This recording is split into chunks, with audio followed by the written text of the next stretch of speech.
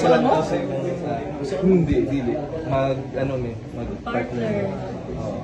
Welcome ha? Yes! Welcome to the Catholic Pero gamay underbray po. Raybert, katungod sa Welcome video you. sa punto per punto. Oo. So, before pa, nasa New Age occult ako, parang naglaylo na ako, ang faith ko sa occult. Tapos, from Christian influencer, from Protestant side yun. Christian influencer.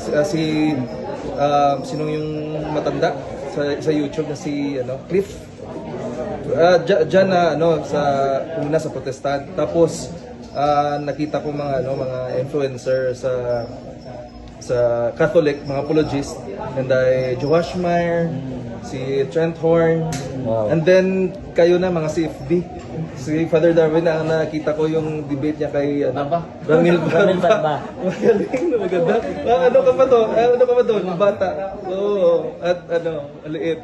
So, pero galing. So, yun yung start na nakita ko talaga yung ito talaga yung one true church ni Jesus Christ. So, from last year, just Ash Wednesday, nag-fast ako at nag-participate sa Ash Wednesday, nag-lent ako. Tapos nag-daily mass, renounce everything. Surrender namin yung gamit namin kay Chief Exorcist ng Bacolod, si Father Drama.